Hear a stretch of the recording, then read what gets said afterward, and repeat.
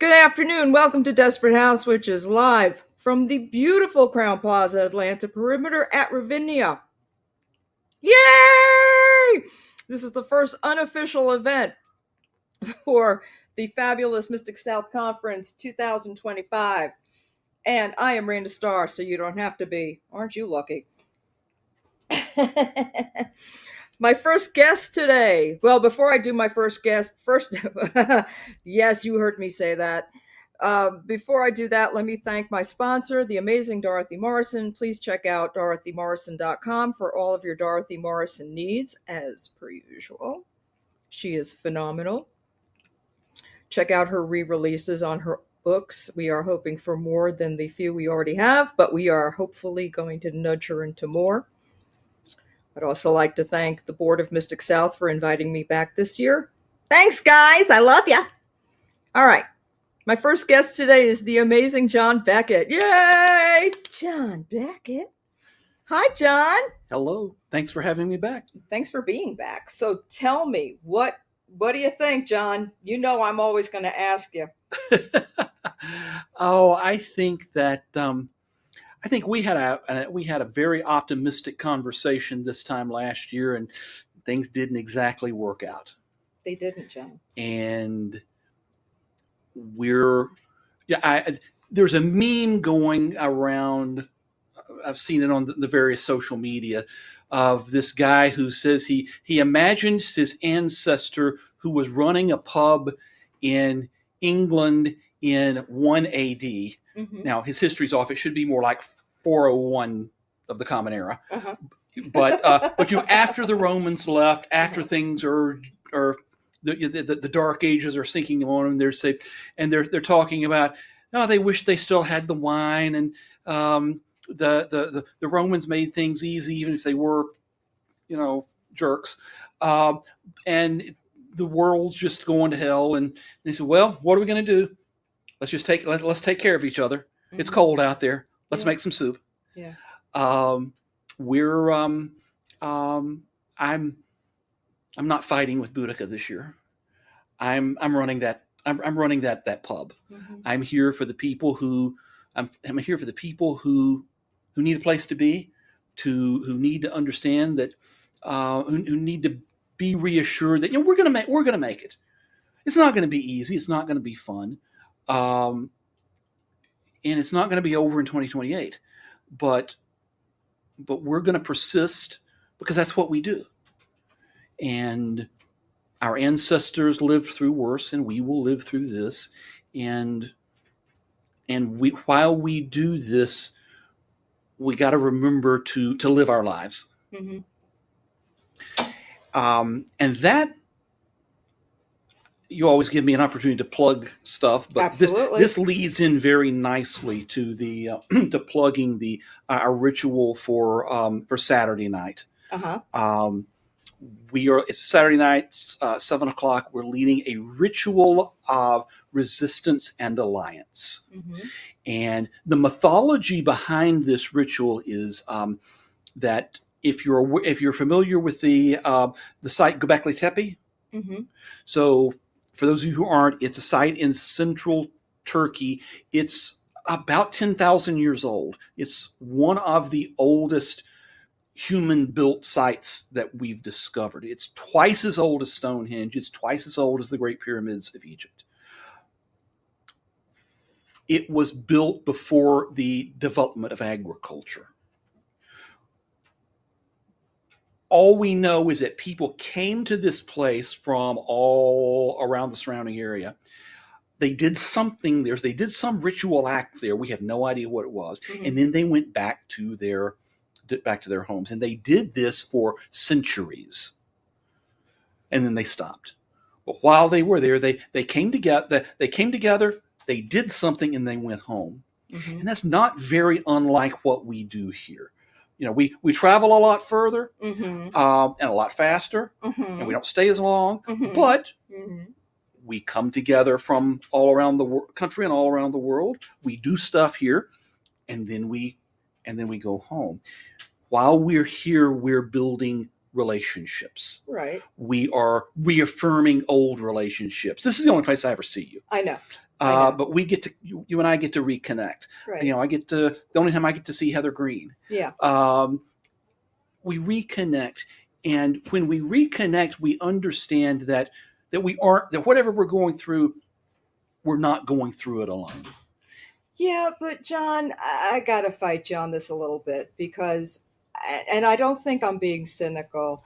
This is something we've never seen before, and the times are different, and the knowledge pattern is different, and the relationships are different, and everything is different now. Oh, absolutely. And our ability to blow ourselves up, our ability to hide ourselves, our ability to do all the wrong things is so much easier now than it ever was because community is now such a fragile thing. It is. And the fact that we were shuttered away for 2 years, 2 and 3 years away from each other, and we saw how we were able to do that so easily. Humans are extremely adaptable and in ways that I don't appreciate. I remember, and I've said this on the air many, many times, when the first school shooting happened and everybody was horrified, and I said, humans are too adaptable. This will become the norm. And sure enough, it did. So the idea, and I love your intention and I love what you said. I just don't know if we're really going to get through it this time, because I think everybody is so ready to just let it all go. You might be right. That's frightening. No, John, you're supposed to talk me out of this. Right. No, I don't think you are, but I'm not going to lie to you. I'm not going to lie to myself. Well, somebody should lie to me, goddammit, because everybody else does. Shit. Go ahead. By the way, I curse on this podcast, so be prepared. I forgot my disclaimer. You see, you got me all crazy now. Go ahead, John. You might be right. I don't think you are. I hope I'm wrong. I don't think you are. Humanity has been through a lot of crises in our 200,000 years or so of existence. Most of it was externally caused, and this is our own damn fault. Right. And that's disappointing, particularly for those of us, and we're about the same age. I'm older, I think, but not by much. But we're about the same age. We've seen what life was. We remember what life was like in the 1960s and the 1970s, and we remember we were learning in school about how this is so much better than what we had in the 1920s and the 1860s and all that. And we've seen things get better and better and better. We've seen. We saw the civil rights improvements in the 1960s. We saw the women's movement in the 70s.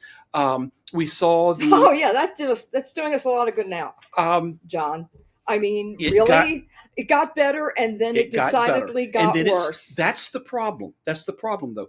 We assumed, I certainly assumed, that things were gonna just keep getting better, and we weren't counting on the fact that there were people who were trying to push things back in the other direction, and they developed a critical mass, and we haven't. But we were used to things getting better, and we thought things were going to just keep getting better. A few weeks ago was the 10th anniversary of the Obergefell decision that established marriage equality as the law of the land, and I remember feeling, and a lot of my friends feeling like, this is a great next step. This is a great step, and we'll keep doing that. And now, is that going to be the highlight of American culture? Is that going to be the high point? I hope not, but it sure looks that way. Well, I mean, we're losing other things. We've already lost a woman's right to control her body, and that's just one of many things that could go away. And the idea that things could only get better is, I hate to say this, and don't shoot me, but it's a white privilege thing. Oh, it is. And it's extremely white, and it's extremely not right. And that's kind of my trajectory right now. Excuse me. Is the fact that we need to reconcile with the fact of what's coming for us, just because of it's coming for us. Well, the reckoning is happening, and it should. We've been talking about this. We've been talking this within the pagan community for a long time. For a long time, and then it hit, and we were warned. I remember back in the in the 2010 time frame with Mm-hmm. it happened to me, it happened to some of my friends, particularly the ones who are the followers of the Morrigan, Mm-hmm. who are saying, gather your tribe, the storm's coming. Oh, And it hasn't. From as far as I can see, it hasn't even started yet. it's I think it's going to be huge. it is. We've already seen. I mean, we lost Roe. Mm-hmm. We lost some things here in this Supreme Court term. I live in Texas, where they're trying. Basically, they're trying to make being trans illegal. Yep. We see what's happening with immigrants. Yep. It's getting worse. Now, how long does it keep getting worse? I don't know. I'm. What are we? What are you and I going to do? And when I ask myself that, what am I going to do? I'm not a politician. I'm not going to run for office. I absolutely will vote and contribute to candidates, encourage other people to do that. But I'm not a politician. My job is to be here for the people who are trying to build our own little virtual monastery. Those of us who are trying to build a community together around that 4th century tavern. Mm-hmm. So Cynthia Talbot's with me this time. Sin is one of the leaders in our ritual on Saturday night. Mm-hmm. Sin, come over here. You talk about Sin likes to talk about as a brigandine, providing hospitality and making soup. Sometimes literally. Sometimes you chop vegetables and make soup. Yeah. Sometimes you burn Londinium, but sometimes you just chop vegetables and make soup. Yeah. Because you have to take care of the people that you can take care of. And if that means that I plant rue and pennyroyal in my garden along with sage and rosemary, then that's what I do. Yeah. Because I'm kind of, unfortunately, with you. Mm-hmm. I think it's going to get a lot worse. Yeah. They always say, hope for the best, plan for the worst, and reality is somewhere in between. Mm-hmm. I don't know that we certainly utterly failed. We fucked up. We did. We did. You can say that shit. It's okay. Utterly fucked up at preparing for the worst. Yeah. Yeah. And, well, shit. Yeah. Now what do we do? Exactly. Well, what we do is we have our version of soup kitchens and herbal gardens because, I'm a woman of a certain age and I'm done with menopause, thank goodness, but I still have a 10-year supply of Plan B in my drawer in case somebody else needs it. I have some. Girlfriend. Because this is where we're at. Mm-hmm. I am part of a larger interfaith organization in a state that John already mentioned. And boy, are we disavowing all over the fucking place. Okay. Who is but you guys got hit by something really fucking serious. Did just last weekend. I mean, we had the horrible floods down in Kerrville. We lost good people. I have one of my best pagan friends who's a musician in the DFW area is volunteering to play all the funerals for free because that's what we can do. Yeah. I have been consoling friends that are down in that area, putting on the pagan chaplaincy hat because that's what I can do. I can chop vegetables and make soup, both physically and metaphorically. Yeah. Come to my house, I can feed you. Yeah. Come to, or if you can't get to my house, call me on the phone and, cry for 15 minutes. That's what I can do. Mhm. And unfortunately, that's where we're at, and that's where we're going.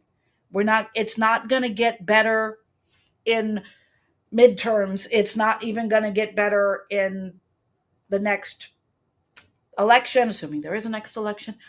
See, that's what I keep saying. Yeah. We didn't get here in one election, and we're not getting out of here in one election. You're assuming there's still going to be. Well, you're male and pass for sit het normal, so you'll get to vote. I won't. Me neither. Or you. And Kathy won't, because she's married, and the name on her birth certificate will not match her ID, and they've already passed that law in Texas.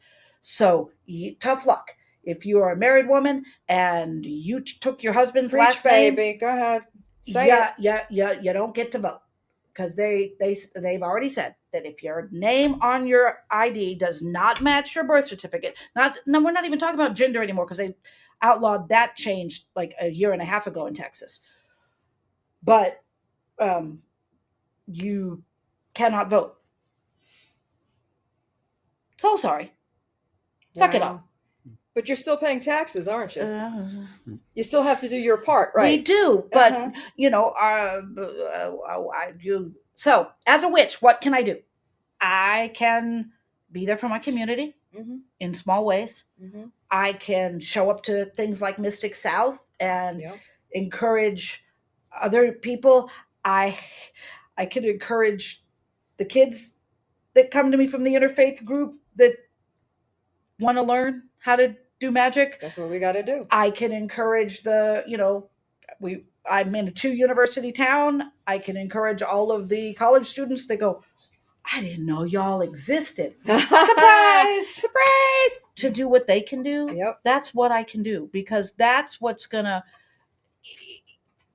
if any of us make it through it, me, maybe not, it's going to be because we were boots on the ground, books, whether physical or not, in hand, doing what we can to support each other in small ways, in larger ways, like showing up here. Yeah. And that's all we have. But I'm glad you mentioned books, because I do believe in building libraries in everybody's house. Mm-hmm. Yes. So I'm a Brigadine. We've been doing libraries that the Crowne told us we couldn't do for the last 312 years. There so you go. Happy views to our Henry VIII wannabe. There you go. I mean, I have physical copy. I'm getting my hands on every copy of every different thing that I can. Fahrenheit 451, and Animal Farm, and all the good books, and Noam Chomsky, and just get your hands on all the books, because you got to pass them down to your kids or someone else's kids, whose ever kids you can get your hands on. And that's what we got to do. That's what we got to do. Keep knowledge going. Keep knowledge going, like I said. So the fact that if my garden of pennyroyal and rue does not continue to grow, well, somebody else down the line will know to plant the pennyroyal and rue. There you go. That's what you do, right? Yeah. That's what you do. So that to me is it. I'm a Brigadine. That means I follow Brigid, or Brige, or Brigantia, or Bridget, or whatever. All of her many names. All of her many names. Yes. And that means I provide hospitality and learning and care for whoever makes it to my door, or whoever's door I can make it to. There you go. And that's awesome. To me, that is all we have at this point. I'm not expecting anybody to, there is no, Arthur is not pulling the sword from the stone. Lou is not going to come and defeat Balor. We're on our own. Feels like it. It does. And I don't even expect Boudica at this point, Now, would I help burn Londinium? Of course I would. Namely, you never run out of matches. But what I can do is chop vegetables and make soup for the people that are coming back from the most recent catastrophe. That's awesome. I mean, I'm an engineer. I like big solutions. We're not going to get a big solution. We're going to get a lot of small solutions, a lot of people who are who are taking care of each other, Yeah. who and then again what we're trying to instill in this ritual on Saturday night is we all do our little things in our little groups, but we also make sure we stay networked together so we can help each other out, encourage each other, and have some fun when we can. That's true. Well, I sure do appreciate you coming over and spending time with me. Not- Both of not- you. I'm sorry Not- to have been dragged into your You weren't podcast. dragged into anything. Yeah, it was. No, you're fine. I was happy to have you. If I didn't want you on, you wouldn't have been on. All Hello. And what- Do and I what- seem shy and demure? No. No, I don't. No, Thank you. No, I don't. Yep. I loved it. It was great. We'll have you on again. All right, absolutely. But again, I appreciate you talking with us for as long as we Absolutely. have. And plug the. Are you doing a workshop? Talk about what you're doing So, at Mystic South. your workshop, tomorrow 10:30 is Sigil Magic, a chaos magic approach. Woohoo! Sigil Magic is one of the simplest forms of operative magic there is, Mhm. particularly for those of us who either like writing or are very technical minded. Yeah, well, I'm it's- not. Hello. It came really easy for me. So we'll be doing that, and then Saturday 7:00, Sin and I are leading the ritual of Resistance and Alliance, and it's going to be really great. And I hope everybody shows up to it. Yay! Thank you, Absolutely. John. Thanks I look for- forward to seeing thanks you for having guys later during the conference. Have a Absolutely. wonderful time, and I'm looking forward to seeing y'all again. All right. Thanks for Thanks having for us. having us. Thanks for being here. Okay. Bye. Next victim, Lawrence. Hello, my friend. Hello. Come sit down with me. How have you been? Busy. Talk to me. How are you? What's going on? I am board director with Cherry Hill Seminary, so we are trying to keep the education alive. that Yay, we've been talking about. education! Libraries, community work, Mhm. helping people do the self-improvement, because if we don't do it for ourselves, Mhm. no one else will. For sure. So we need to educate ourselves. I am finishing my last semester as a spiritual director at Cherry Hill, again, to help people help themselves. I've got 4 directees that I'm working with to help them grow. I completed my death doula training. Mm. So tomorrow, Saturday night, 8:30 ritual is pagan approach to grief, bereavement, death, and dying. Not just because we need to be able to have the conversations about death, but it's also about community. My rituals are Sumerian Reconstructionist ritual, and it was all about bringing the family together and getting to know who your ancestors were, who your community is. So when you're talking to the dead and communing with them, you remember all of those things, and those things, what is remembered lives on. Mhm. And there's so much growth that we can do for ourselves as a community. I'll also be doing one tomorrow afternoon in the Cherry Hill suite. So that'll be a death salon for people who want to talk about death and dying. I do one monthly at a local UU church. People don't know how to have the conversation about death. I know. And it freaks me out because we're all heading there. I mean, let's face it, fewer days ahead than behind. And we've gotten, in my house, we've gotten real honest about it because we see what we've lived through. My husband obviously is here. We see what has happened in our lifetime. We've seen where things are going. And none of us are getting any younger, obviously. Sure. And we've even had moments recently where we're like, we're actually thrilled that this is going to end soon. We're enjoying the ride, as it were, because I couldn't start over now, looking at things the way they are. So I feel blessed that the gods gave me this allotted time in this allotted time period, Yeah. But, you mentioned ancestors, and I wanted to ask you some questions about that, if I could. What if you have ancestors who are not worth remembering? And I'm sure you get that a lot. Yeah. We do get to choose who we talk to. Mm. And there are ancestors who were problematic. We Mhm. can use all kinds of other euphemisms. Mhm. It's your choice how you want to relate to them and have a relationship with them. You can't make things better. You can't change what happened 20, 30 years ago, or maybe they were ancestors 200 years ago. Mhm. It's up to you. But the fact that you choose to remember and remember parts of your personal history, Mhm. it enriches the community. There may be people who had fond memories of them. There may not. But it's history that you have and something that we carry forward as pagans that not every community does, Mhm. and chooses to look back. And I work across a lot of faiths. We talk about how those ancestors relate to who we are, and the communities that they were in. But the fact that you educate yourself and know, that's pretty good. Is there a space for, while we're still on this side of the veil, to make some kind of peace with that ancestor? You can.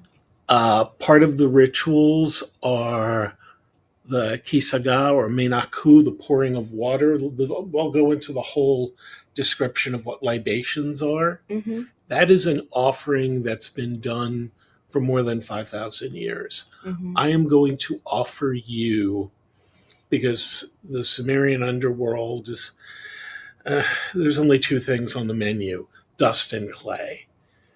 And as someone who's in the underworld, you can give them that offering.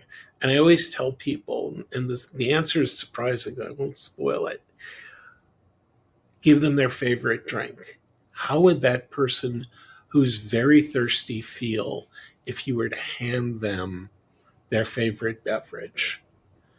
Oh, see, now I got to ask you another question on top of this. Yeah.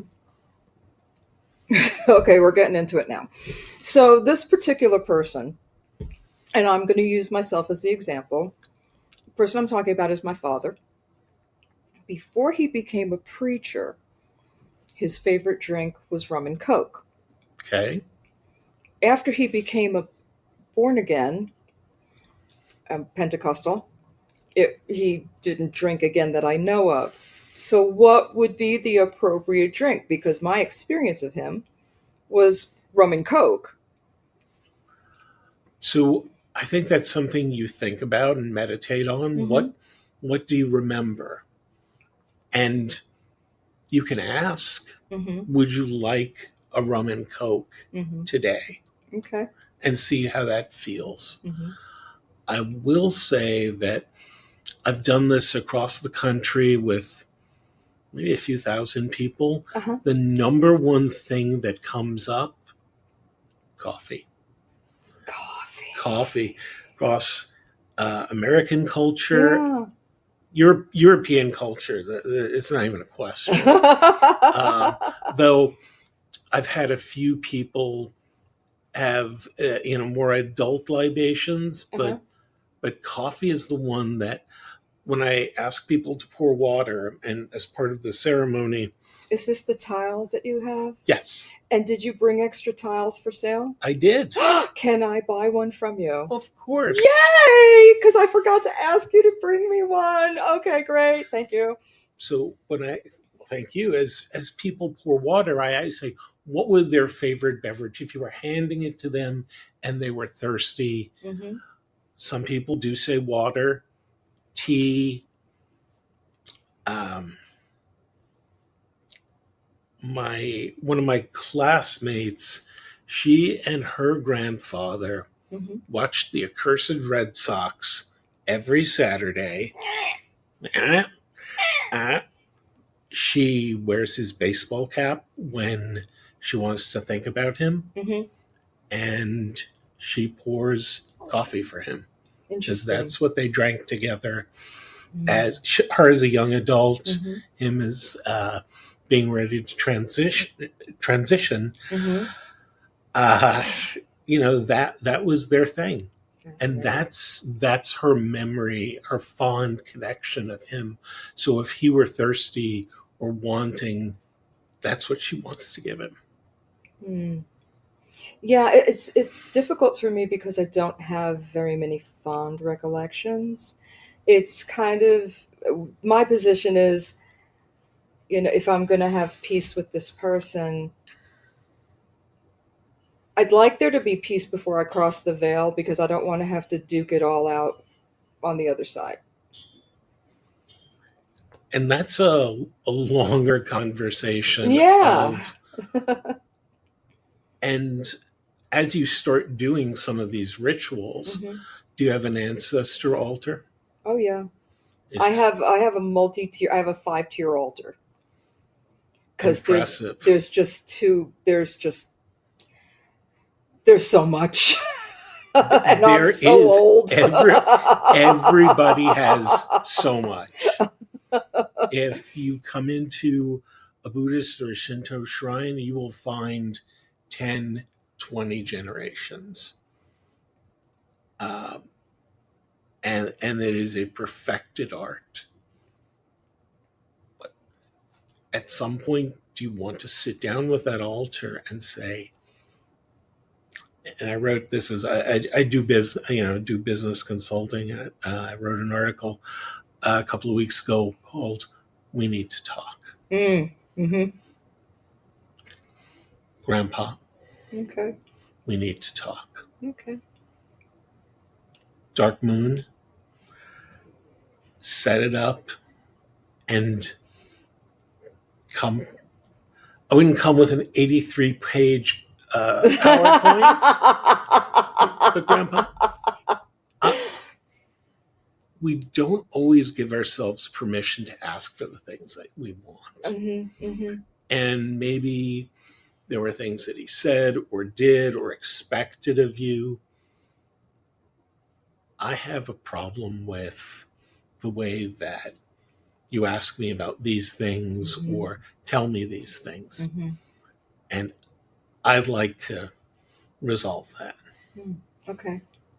All right. You've given me a good place to start. Good. And I appreciate you, Mr. Lawrence Lerner. I really do appreciate you. And tell people again where they're going to find you at the conference. You'll find me in the Cherry Hill Suite Saturday night on the pouring water ritual. Call Me Silent. To Keep Silent is my website. And I'm not hard to miss. I'm everywhere. So please come find me, say hello, and certainly visit. This is the 1-year anniversary of the birth of Spirit Northwest. Congratulations. Thank Very you. wonderful. Well, thank you again for stopping by and Thank coming you. to see me. And Yeah. I will be catching up with you. Okay, sounds good. Awesome. Thanks. Thank you. Oh, wonderful. Wonderful. Oh, there's my Opal Luna. There's my Opal Luna. Oh, man, I'm so Hi, glad. baby. Hey, Hi, hugs. hugs. Would you like an emotional support Black Phillip or Black Yes. Peter? Which one? Peter? Peter. Peter? Peter. Oh, my God. All right. So the last time I saw you, girlfriend. I'm so glad that you got me here tonight because those 2 conversations I just listened to were so Insightful. fantastic. I know. Get comfy, honey. You want me to tell you about the last night that my dad was on Earth? I'm listening. Okay. So he was a son of a gun, Mm-hmm. and his drink of choice was scotch. And oh, before we go any further, I'm with Opal Luna. Yeah, Fiber Magic. Hello, there's an about echo. to bare my soul. Listen to this. Which is what we're here for.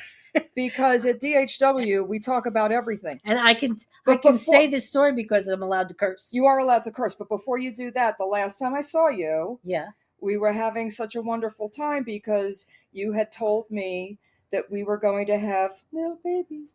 Little grandbaby. Oh, Henry is gonna be. He was born last year during Mystic South, And so when I get home, it's going to be his first birthday party, and he's number 10. Number 10.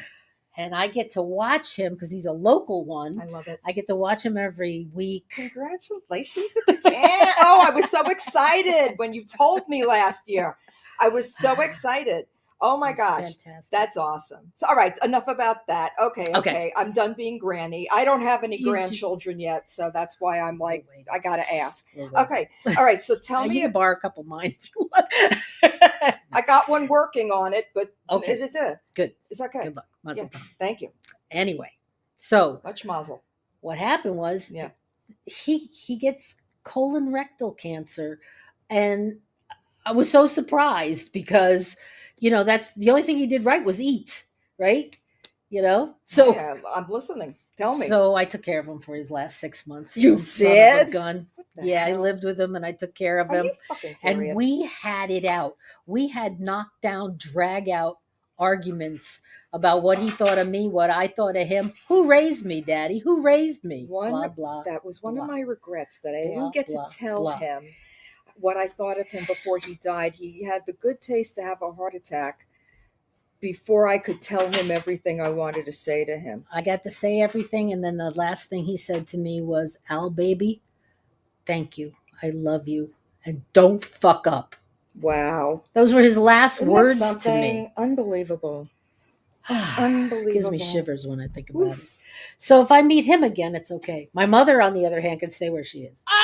I just lost my mother like a year and a half, 2 years ago, honey. How long ago did she die? Do you miss her? Just about 2. Miss her terribly. It's such a... No. Listen, it's such a feeling of grief and relief that it makes you guilty. Makes you feel guilty. No. No? No. Okay. All right, let me explain.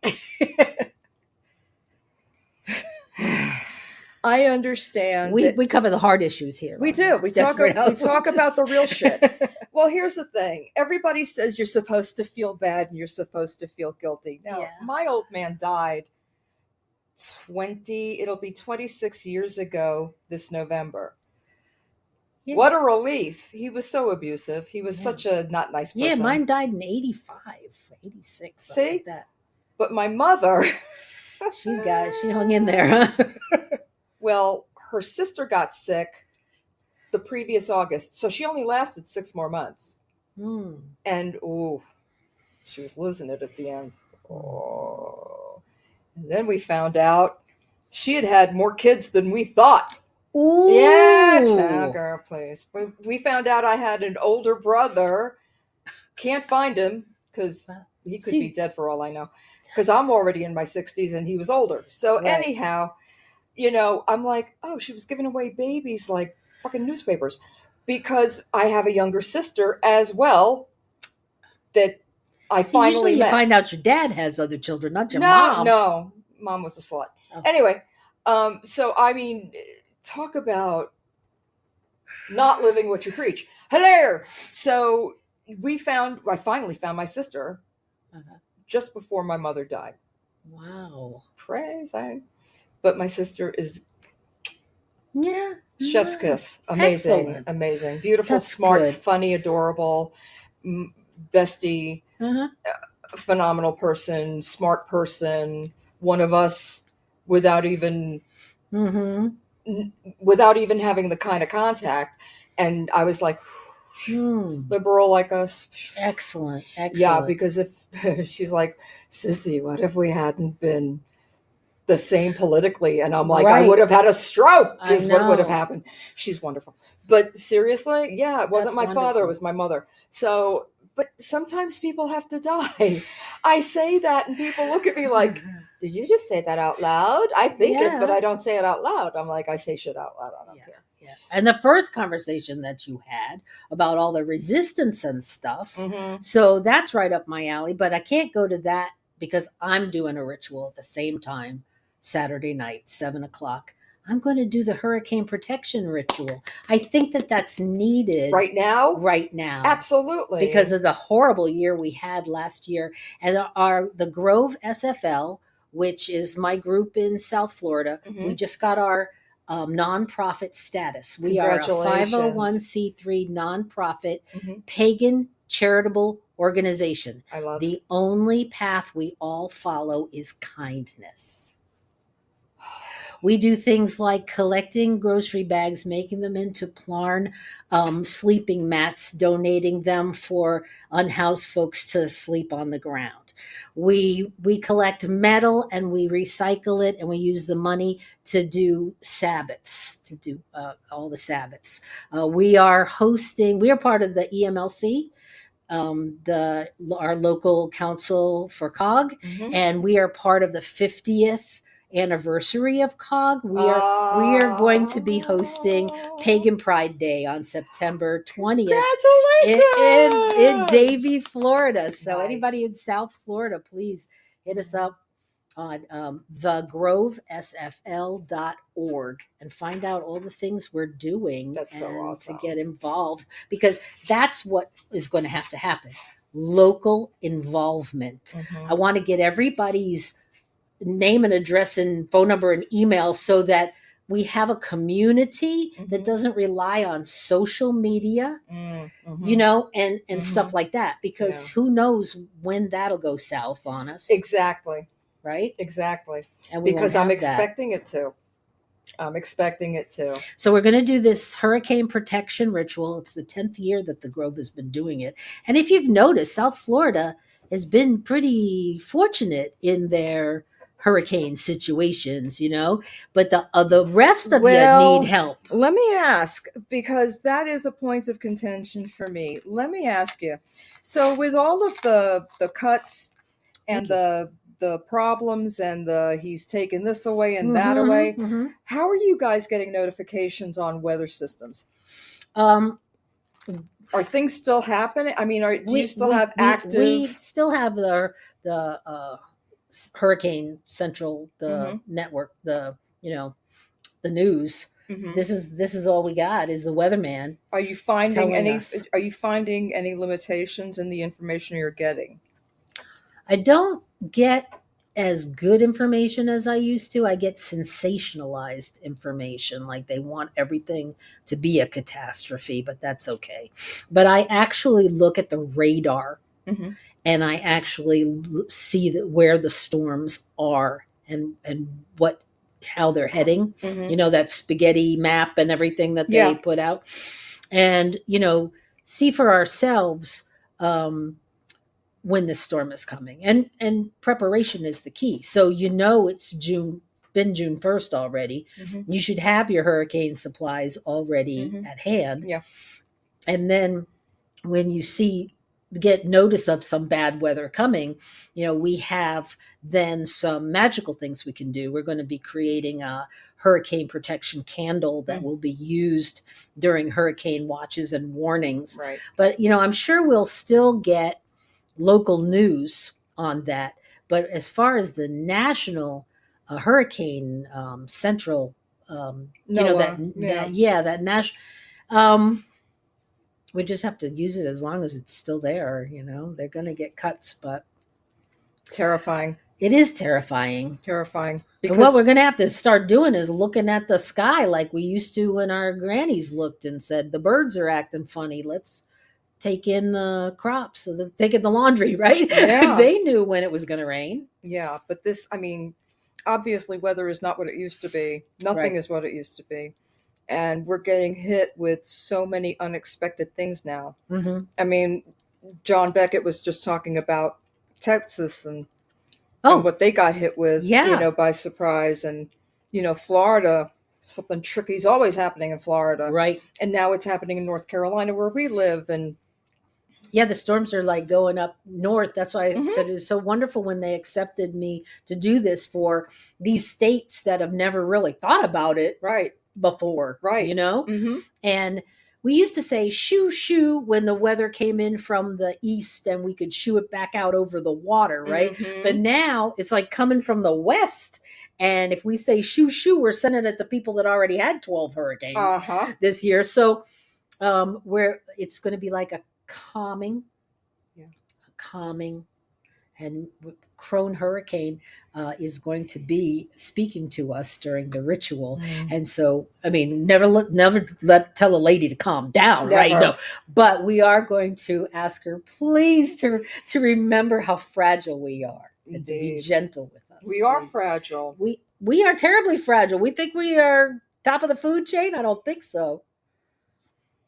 Definitely not. Yeah, but I'd definitely be there at that resistance thing because, okay, so I wrote another book. I wrote Fiber Magic in the Garden. It's with Crow Books now. Yay. It's being published. When? And, I don't know. I've turned it in like 6 months early. They were like, oh, thank you. We'll tell you when it's on the docket. Well, I made all the things so Okay. I can send it for photographs. So I got so excited because I want to start a third book. Okay. Fiber Magic Craftivism. Craftivism is crafting activism, like pink pussy hats and, all this stuff. And I've been doing all these workshops and classes with the Grove. I actually knit my name in Morse code in a swatch of fabric. I love it. And the war would have been over before I sent the message, but still, we're trying to. And these were women, like during the French Revolution, the market women, right? They put their chairs in front of the guillotines, and when the royalty was being beheaded, they rented out the chairs, and they just sat there knitting hats, those red hats. I crocheted one of those red hats that fall over to the side, and they would sell those red hats, and so the pink pussy hats, there was a sea of red hats during the French Revolution, and I like, damn it. do you know I sent pussy hats up to Washington that marched on Washington when that big Did thing you? happened. Was that Yes. you? I was did. you. Some of those were me. Some of them marched, and that's what craftivism is so great. Because wait a minute. you need people you're to make the things. I'm so excited. Wait, we'll Calm get down. there in a minute. Can we get to book 2 first? Okay, ask me a question. What's book 2 called? Well, we're talking Fiber Magic in the Garden. Let's talk about that first, and then we can get to craftivism. Okay. So take me. Yeah, I haven't even written that one yet. I know, but you're so excited, and I gotta reel you in, lady. I gotta reel you in. So let's talk about in the garden first. Well, how do you even do that in the garden? Talk to me about that for a minute, because that's coming out at some point, because it's written. Yeah, it might be here. Yeah, well, that's you fine. might get your copy when I see you here next year. Well, let's pull back in and talk about it. Come on, so people know what to expect. So, Fiber Magic in the Garden. We go outside. We make magical items to be used in the garden. We use more elementally friendly materials like macrame cord. We do a lot of macrame, so there's a lot of knot magic. I love knots. I love knots. You love knots. You taught me about knots. I love knots. Okay. So or maybe you recall that in Fiber Magic, there is an element assigned to each of the basic crochet stitches. So I assigned an element to each of the basic macrame stitches so that you can create spell work in your macrame. And I have patterns in that book, like for an evil eye plant hanger where you could grow your rosemary or your rue, and right, and then infuse it with that. I got a Maiden Mother Crone plant hanger. I've got a fairy door. Got a crystal grid. All the shit I love. I've got a snowflake, just like all that. So it's my macrame skills are not good. What's those fingernails? I know. Weapons of self-destruction. Anyway. But so that's going to be a lot of fun. And it has a lot of Green Witch stuff in it too, like how to grow the herbs and put them in the garden, how to You're so talented. Lay out your garden. My husband Carl is the Green Witch, really extraordinary. I hope he gets credit. Yes. I had a night. I have a very long relation to him. All right. Okay. And so if you're a crafty green witch, this is your grimoire. I love that. You're so good. I love you. It's so good to see you. It is good and you're so smiling. I'm I so would- happy to be here. I had to put out my picture because I was afraid people would not know what I look like anymore because I changed my hair. Yeah, it looks gorgeous. Thank you. You're very kind. I just have to tell the next guest where they're going. Come on over. So, you have to stay with me until she gets here. So, Okay. Is it D? no, it's Laura Perry. Oh, The Laura Perry. amazing Laura Perry. So, do you remember last year my temperature snake Tempest? That big Tempest, long. yes. Well, she's finished because she's the lows and highs Mhm. of the whole year of 2024. Oh my God, where is she here? She's here, and she's going to be representing the Oh my snake God. mother. How long is she? She's 60 feet long. Oh, And she's going to represent the snake mother in the Minoan Labyrinth Walk on Saturday no. at 4:00. So you got to be there. Oh my gosh, that's insane. So she's going to be carried in yeah. by all the people that are going to walk the Do you have labyrinth. enough people? Well, She's 60 feet long. well, that many people show up for Laura Perry's things, of course. Oh, I would think they show. So everybody could grab a foot of snake. Do you know how this even sounds? We can... Listen to me. You have to make a commitment to me. You have to make a commitment to me for the next book Okay. and the one after Okay. to be What on the after? show. Okay. Of course. Of course. I'm just saying I'm here. because it's going to be fabulous. Yeah. I Yeah. know. So Yeah. talk about what you're doing also aside from the ritual. Mm-hmm. Talk about what you're doing here at Mystic South. I'm vending.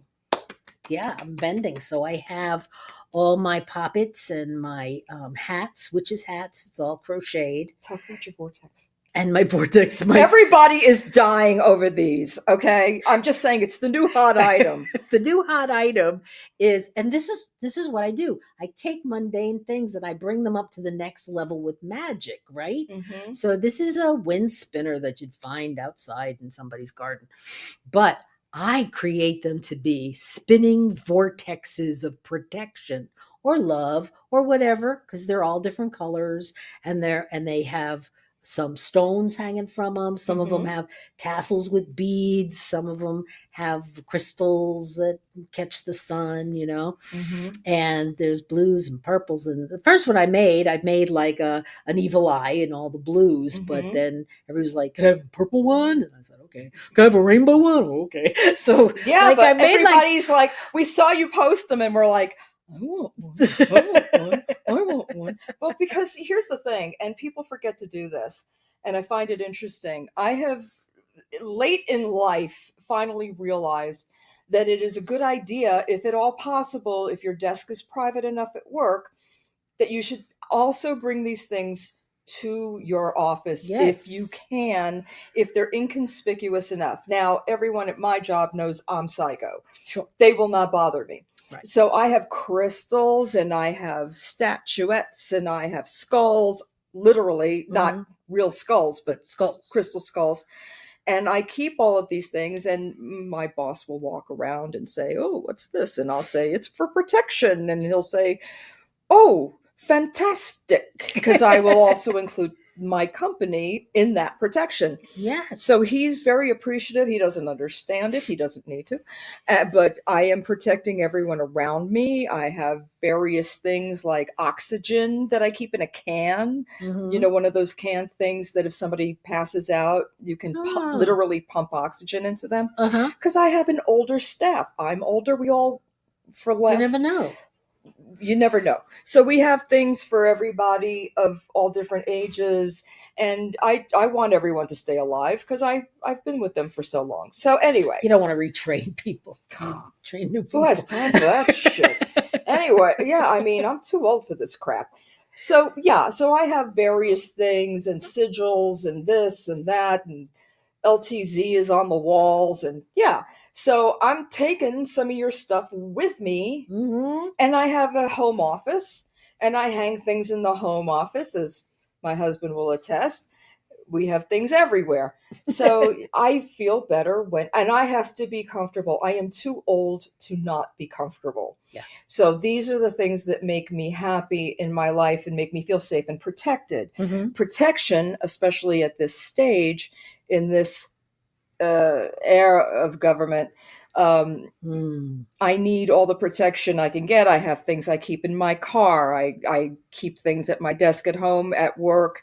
Everywhere I go, I need something that makes me feel like I'm okay. Yeah. So it's very important to me.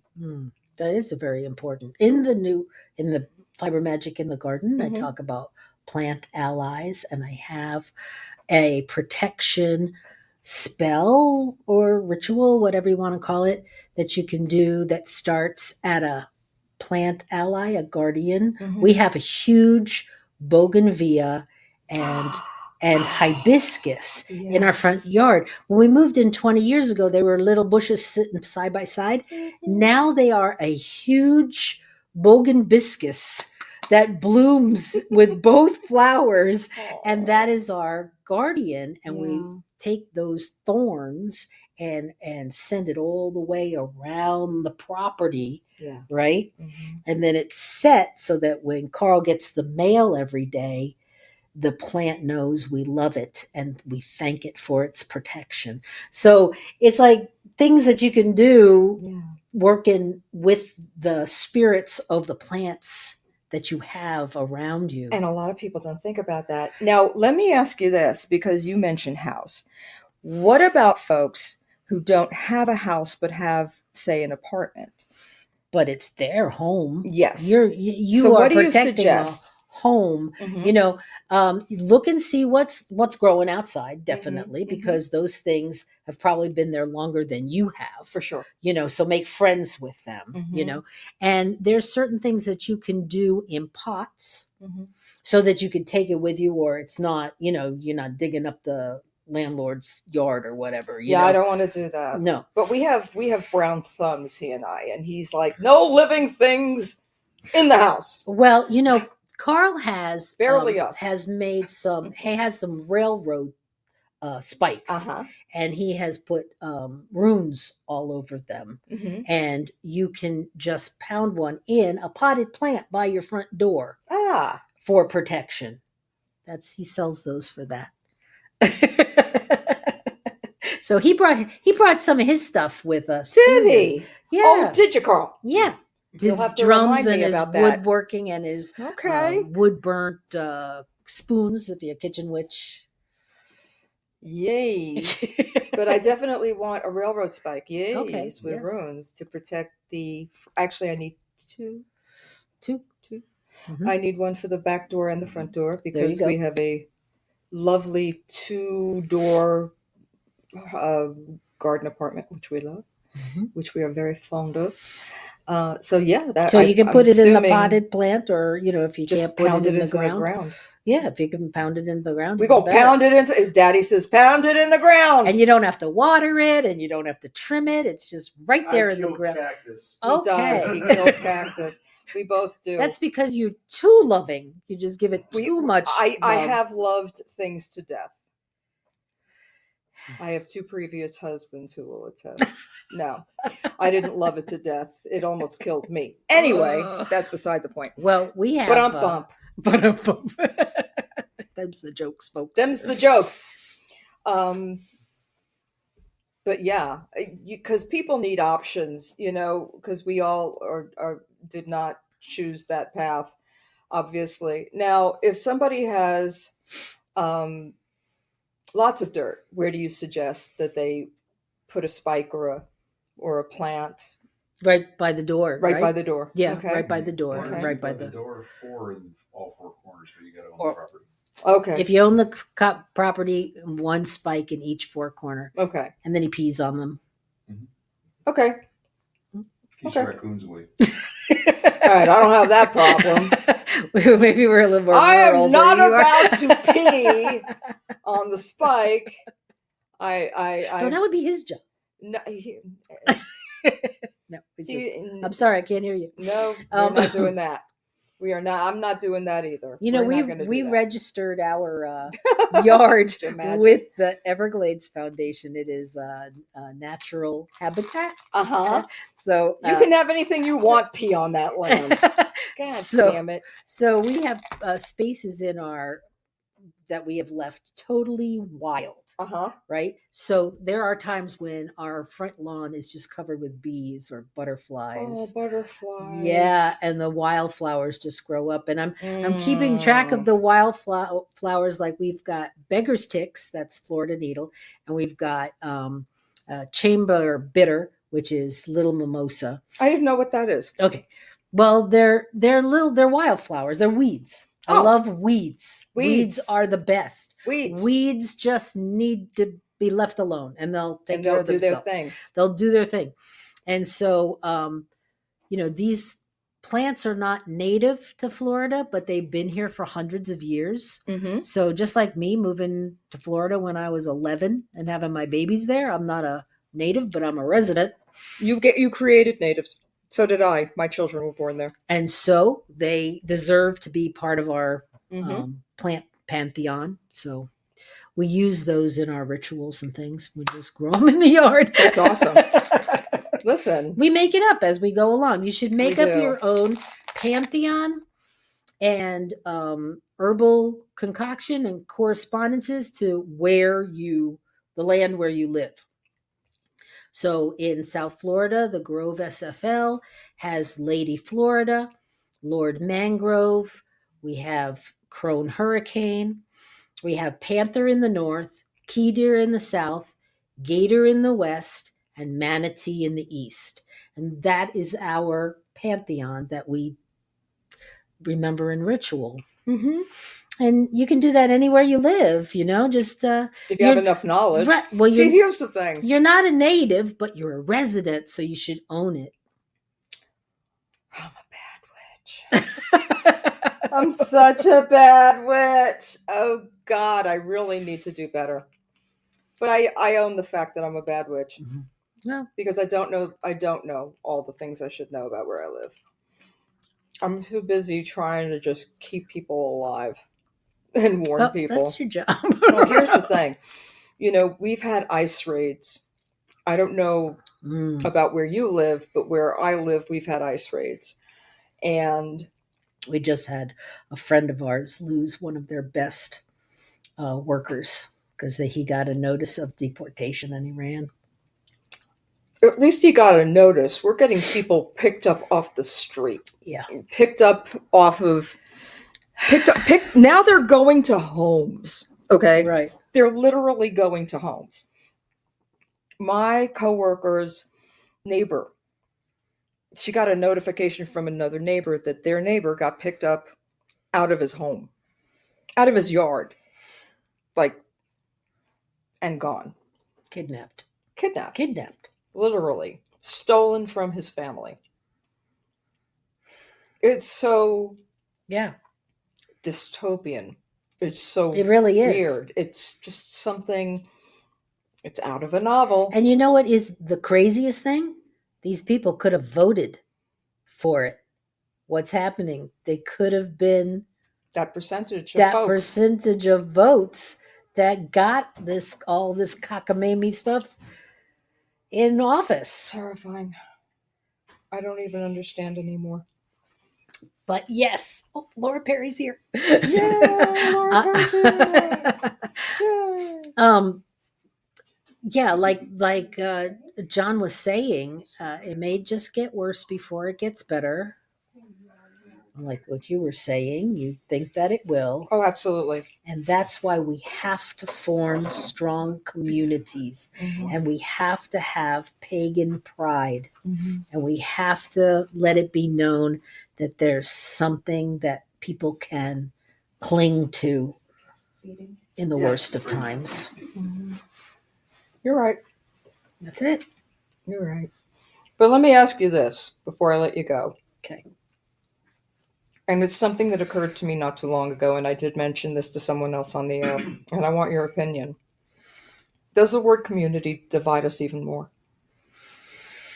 Because people in the pagan community, seem to have this need to subdivide pagans. Well, yeah. Well, when we do that, yes, it definitely does. So Because when I say the pagan community, that's an umbrella Mhm. that includes witches, heathens, Norsemen, everything. Right. But yeah, you're right. Some people don't. They say community, and then they think, oh, that's all the people that look like me, that think like me, that be like me. And that's why we say that our one and only path that we all follow is kindness. I love that. And that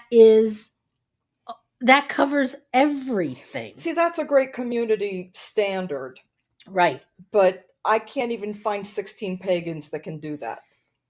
I have 16 pagans. Well, there you I go. have 16 pagans because that they're can all in do your that, area. 'cause they're all in the Grove SFL. But if you looked for them, you could find them, because a lot of them are kind of iffy about you. I know. That's what I'm saying. And I'm iffy all over the place. But yeah, if you build it, they will come. I hope so. But you have definitely built it, and they are showing up. And we may be eating, ramen, but we don't ramen care. and wild weeds, but That's okay. We're gonna eat. That's what my husband says. If you come to our backyard, when it gets down and dirty, come to our backyard. There'll be mushrooms, purslane, and we'll probably raise rabbits. There you go. Hey, and rabbit is good eating. I'm just gonna say, I've eaten rabbit. It's good, and there'll be plenty of ritual. I love it. Singing and dancing. Well, I can't wait to see you in the vendor room. Come and see Opal Luna in the vendor room. Yes. At Mystic South this weekend. Goodies. Yes. And see us at the Minoan, see Tempest at the Minoan Labyrinth Walk, and see, Woo-hoo. And then come and add your energy to the hurricane protection ritual. Yes, because they're coming from all over the place. 1 minute the sky is sunny. The next minute, you are floating in a car. Yeah. Fucking hell. I'm just saying. It could happen. I love you. I love you too. I'll see you downstairs. Okay. All right. Thank you. Mwah. All right. I give you Peter.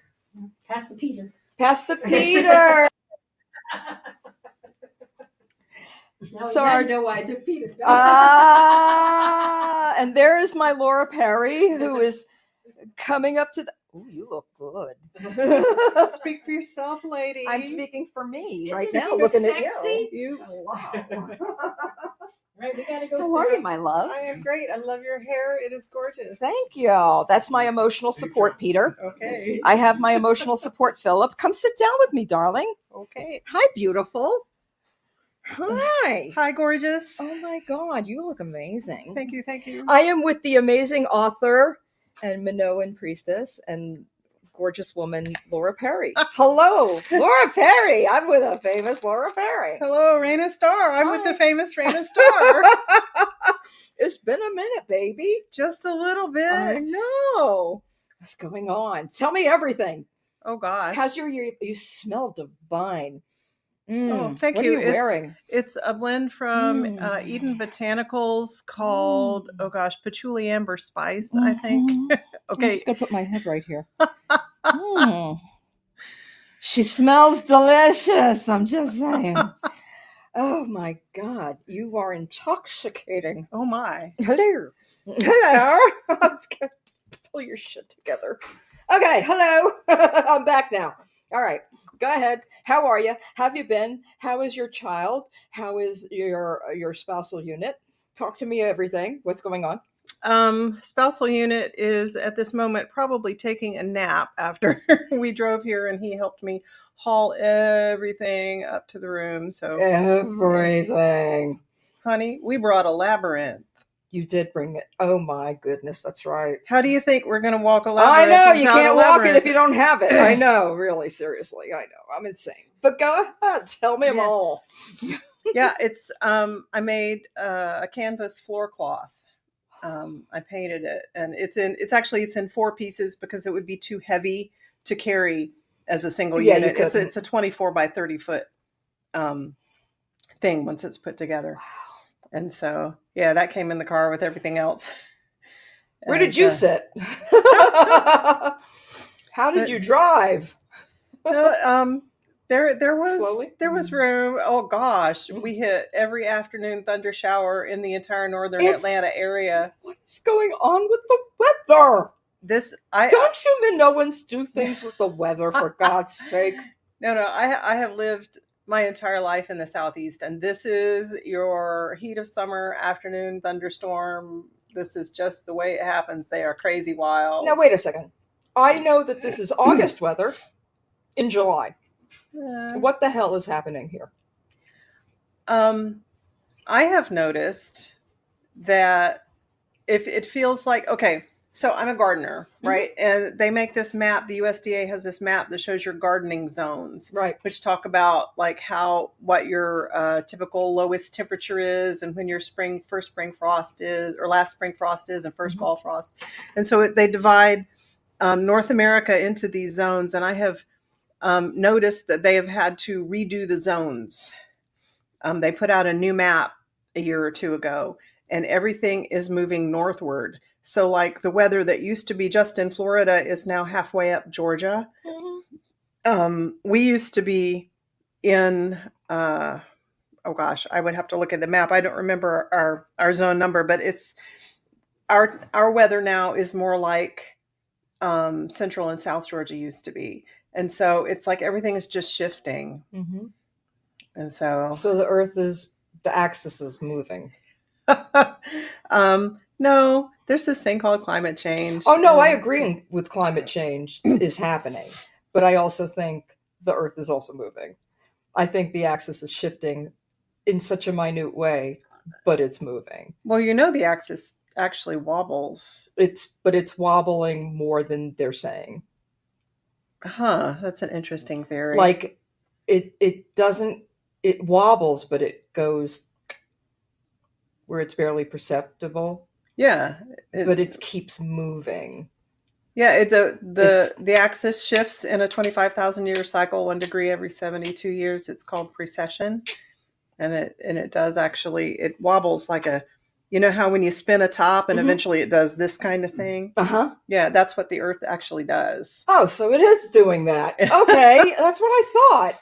I don't know why I didn't know that already, but I've been saying that it's been moving. Okay. Yeah, and there are a lot of different cycles, actually, climate cycles. There are the Milankovitch cycles, which are really, really long.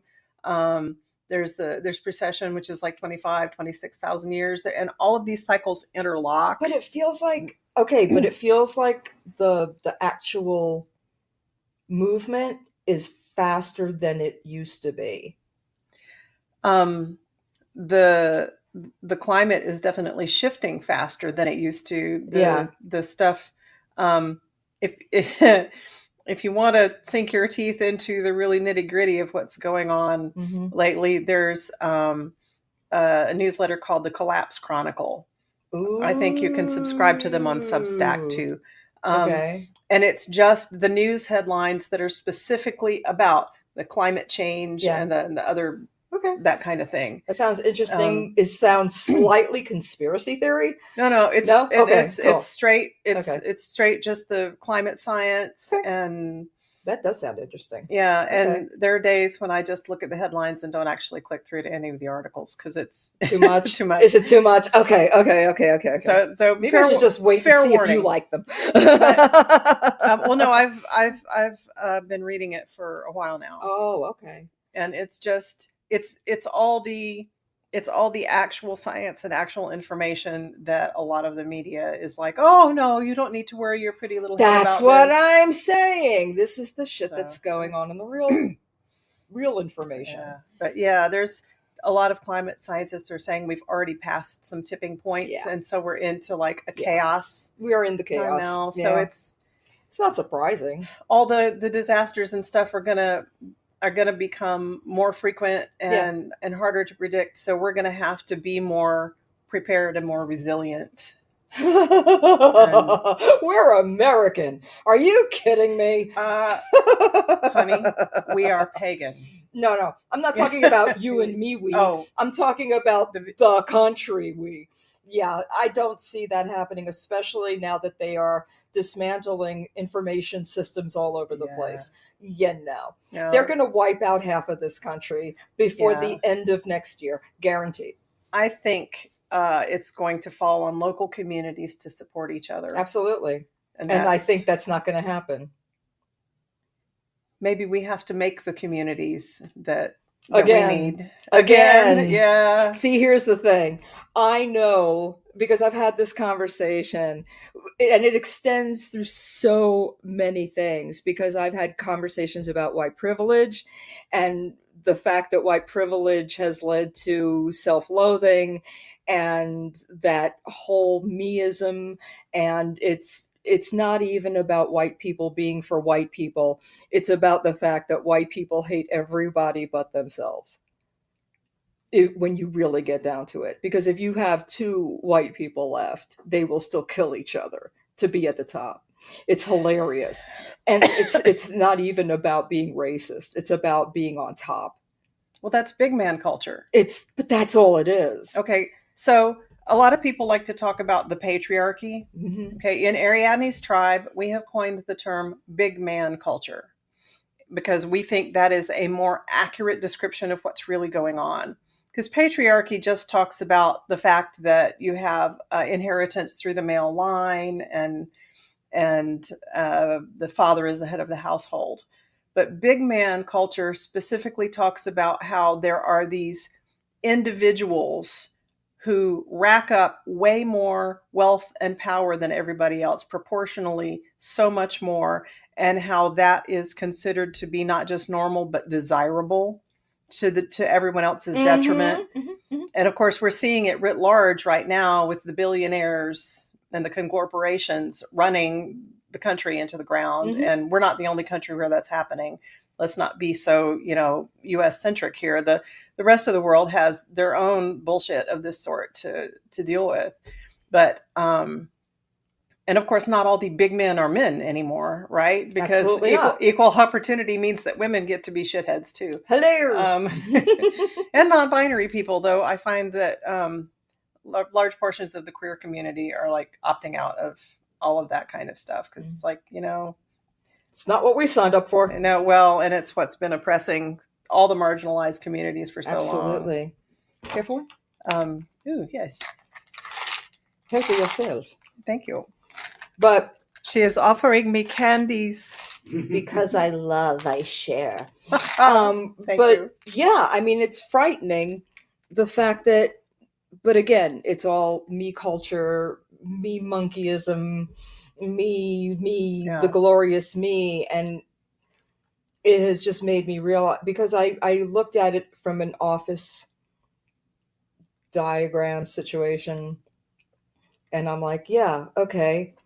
You have all these people in an office, and there's a huddle of white people, and they get rid of all the brown people, and they get rid of all the Latino people, and they get rid of everyone that doesn't look like them. But then they keep fighting, and then that herd gets thinned out until there's only two left, and then it's a race to kill each other. Because it's the only way they know, because they have been taught that lone individualism, mm-hmm. The myth of the lone cowboy, mm-hmm.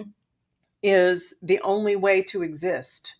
No one has taught them that being interwoven into community is actually more valuable, more satisfying, Yeah. No one has taught them that. And so they have this.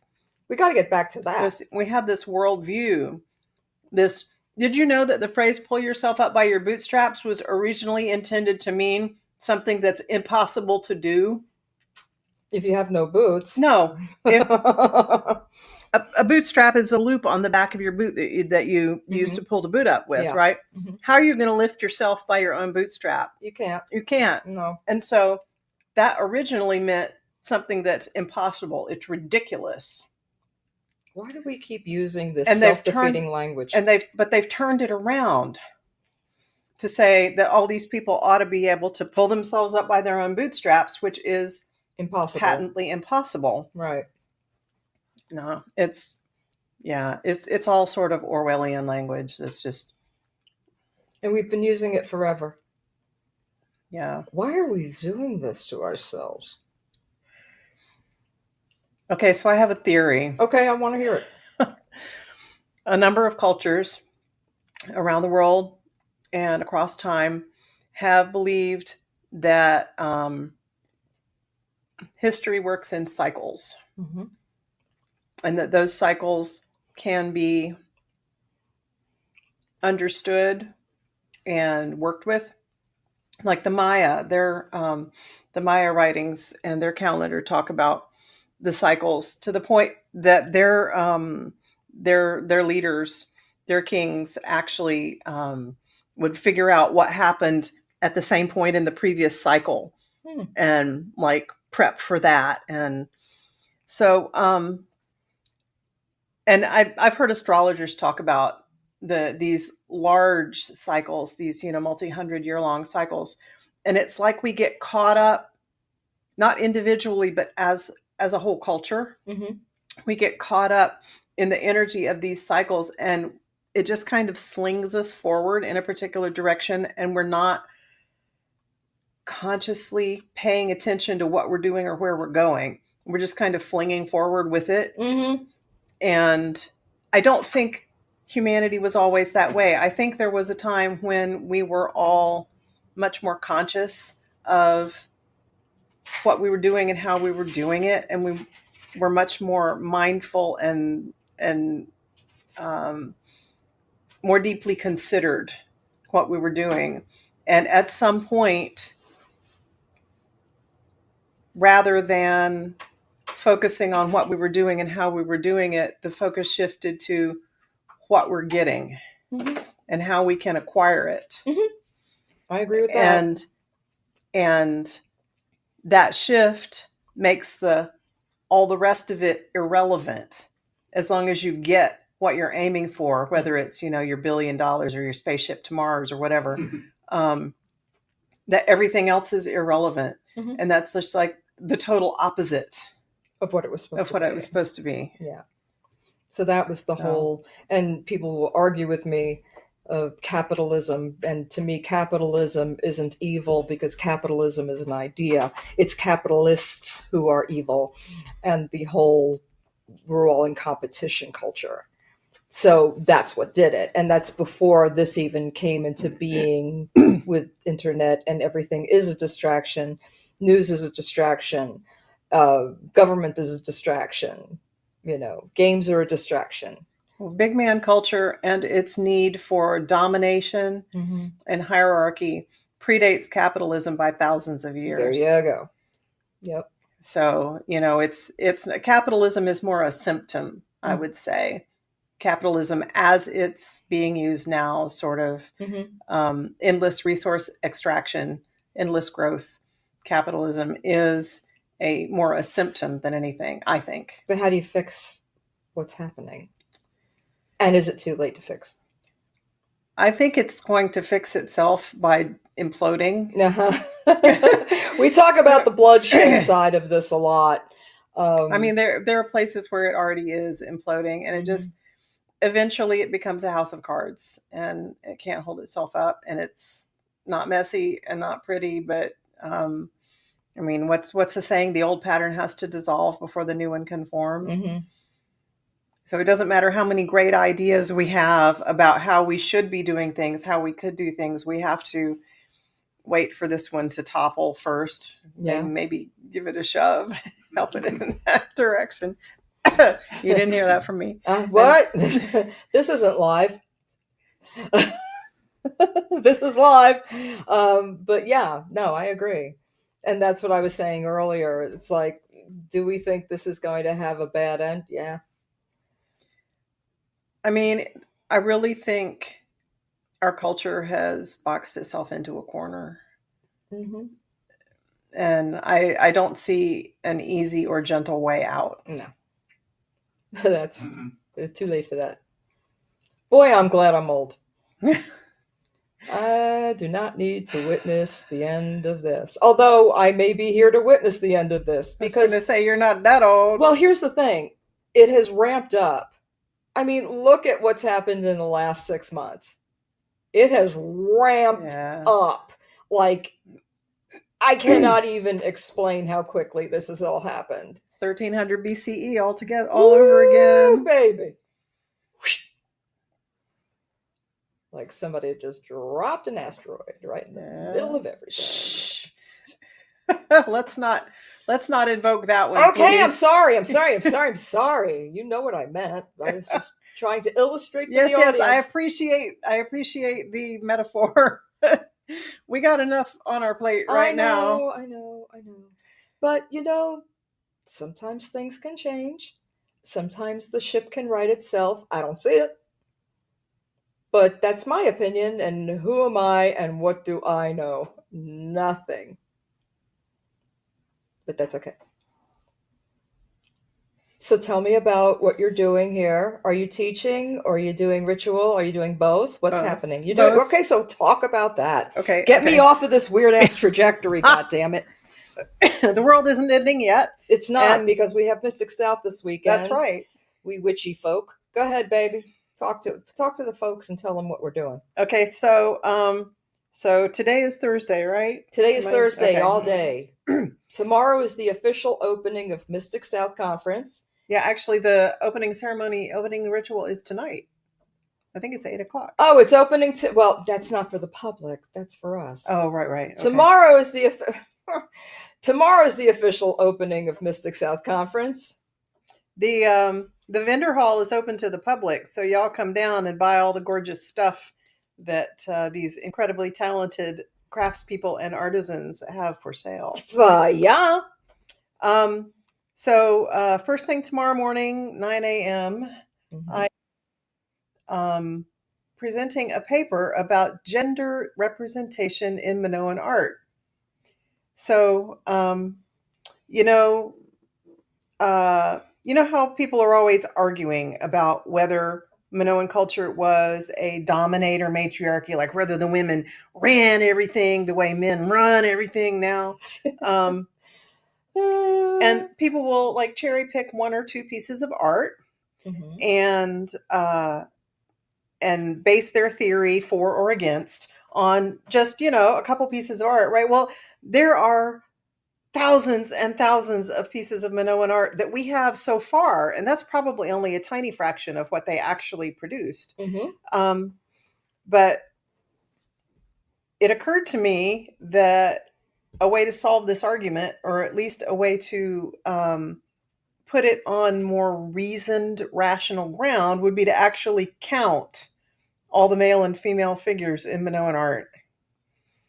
And then that way, and I'm not going to tell you got to come to my presentation tomorrow morning. But if you actually look at the gender balance in the art, it shows something very interesting that very few people in the archaeological community have ever suggested. Really? Yes. Okay. So, well, I'm not going to press further because I don't want to. First of all, I don't want to get yelled at. And second of all, I would never yell at you. Okay. But I also don't want to spoil the surprise because it sounds like there's a surprise attached. Yes. And it will be a very colorful presentation. Lots of pictures of beautiful Minoan art. So, and what else? And so that's tomorrow, Friday. And then Saturday afternoon. What time tomorrow? 9. 9 a.m. tomorrow. Wake up early. Yeah, actually, it's delightful. This year, the organizers had 9 o'clock as the first workshop slot. Last year it was 8 o'clock, and so I get to sleep a little later, which is nice. We like sleeping. Yays. So and the other thing I'm doing is Saturday afternoon at 4. I am leading a labyrinth walking ritual using the aforementioned painted canvas labyrinth cloth. And so it'll be a full-blown ritual, Ariadne's tribe style, with all of our music and the Black Phillip is very happy. Is very happy, yes. And so I'm excited about that. Awesome. This is the first time I have led a full labyrinth walking ritual rather than just like casual walking in a labyrinth. So that's going to be fun. Definitely. And of course, my lovely and talented assistant, to whom I have been married for 28 years now, is my bard, and will be providing the I was just counting for providing the music. I think that's right. 28, yes. Okay, just checking. And so he plays the music to accompany our chants, and so shall be good to see him. Yes, Mister. And so that is the excitement of the weekend, and book signing Saturday tomorrow. Gosh, I'm doing a book signing. Hang on. Hang on. Let me look at. This is why I have a schedule and a calendar on my phone. All right. So I'm presenting the paper tomorrow morning at 9:00. And then at 2:30 tomorrow afternoon, I'm doing a book signing in the bookstore with several other really cool folks, including Daniela Semina, who is a fellow Moon Books author and also lives just across town from me. So, which is awesome. Yes. She is really cool. She does European fairy magic stuff. So yeah, that's my exciting weekend, and of course I get to go to. And I'm also I am one of a double handful of people who are clergy in John Beckett's ritual Saturday night ritual of resistance and alliance. So I'm also participating in that. We're aligning and resisting. It's about community. It's about making sure we keep our connections with each other. And even though, we come together at places like this, just like people did thousands of years ago at places like Göbekli Tepe and Stonehenge. Yeah. We come together at places like this to renew our bonds with each other, and then we go off in our different directions. Like we do. And we remember that we still have those connections, even when we go off to our separate places. So let me ask you, what are your thoughts about the word community? I think it has been overused, misused, assumed. I think it has been weaponized. Oh, okay. Let me hear it. That's because that's kind of where I lean with it. Okay, so community is part of that collection of vocabulary that talks about somebody other than you being important, you being a part of a web rather than the center of the universe. And so it is antithetical to the lone wolf cowboy individualism that big man culture in America has spewed left and right for the past 300 years. Hello. And so, it's like the word woke. The word community has been just beaten around to the point that the word woke just kills me. Keep talking. I'm listening. But it's when people try to talk about community. So many times the discussion gets derailed because people argue just about the word. And there is no easy solution, because even if you try changing your language, people are going to keep derailing. And so, it's difficult. We're swimming against the current. Yeah. Like everything's a trigger. Yeah. Stop being so triggered. Everybody has a trigger. There's no. We're a traumatized society. This is what big man culture does to people. We're a traumatized society. All right. So let me work my way around this. Okay. Okay. So if we're all traumatized, then we should stop worrying about triggers and walking on eggshells around each other, because we're all going to be triggered by something. So we should all just go back to normal and just try to relate to each other like we did in the first place. and stop being so fucking worried about this word and that word, and just try to, and if you don't understand what I'm saying, ask me to explain it so we can relate to each other and stop jumping on, oh, well, you should have said this instead of that, and you were making it about you instead of me, and just fucking let people be people and stop getting overly emotional about every little thing.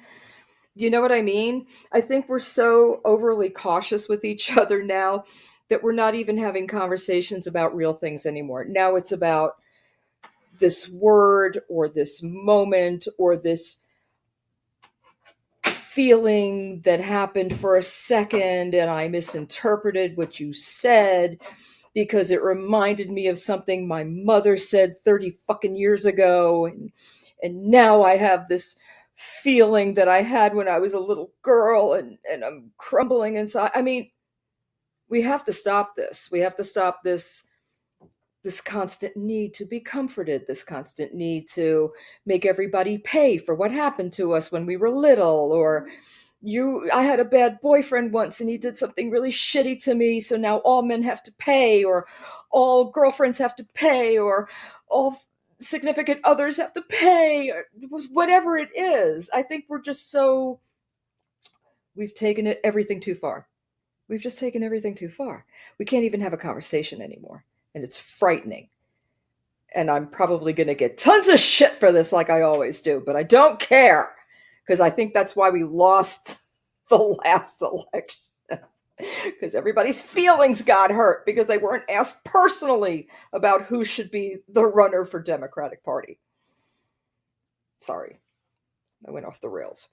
But you don't have an opinion. Just saying. Yeah. Thoughts? A lot of people don't understand what the word triggered means. It has an actual very specific meaning in psychology. Right, but people don't use that specific meaning. It has been watered down so that people say they're triggered when anything makes them slightly uncomfortable. Exactly. As a person who has complex PTSD, I can assure you I know exactly what actually being triggered is like. And it has nothing to do with, gosh, that made me think of something that makes me a little uncomfortable. No, it's being triggered is it gives you flashbacks, and you have to go to your therapist, and you are in non-functional for a couple days, and it's not. Yeah. And so there is. Talk to the people. Tell them. We need, there is a need to be compassionate. Yes. To listen. Yes. To pay attention to what you're saying, what you want to say before you say it. It's not an excuse to be an asshole. Yeah. But I have the sense that an awful lot of discussion these days isn't actually people hearing each other. It's just people talking at each other and trying to get what they need to say in. And I sense that is probably a symptom of a widespread feeling in our culture that none of us are being heard. I mean, look at the way our culture is currently being run right now. The U.S. is being run by a bunch of people who literally do not give a shit about the rest of us. They are not listening. They do not hear us. We could shout in their faces and they would not hear us. Right. And so what happens when you can't get the response you need from the higher authority is you start shouting at the next one down and the next one down and the next one down. It's like the dad yells at the mom and the mom yells at the teenager and the teenager yells at the little kid and the little kid kicks the dog. It's that kind of process.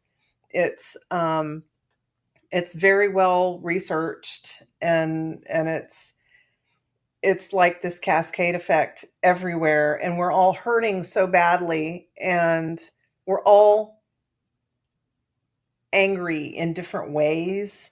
And there's just, so many people understandably feel like there's nothing they can do about it. Right. And so that frustration comes out as us picking at each other. So we're not really mad at the real reason, Yeah. and that's a problem. Yes, and that is a problem. So instead of like being a keyboard warrior and just jumping on people that have nothing to do. Hello! We have more guesties. Hello! Yay. So instead of jumping on the people who really aren't, sit down, my darlings, sit down.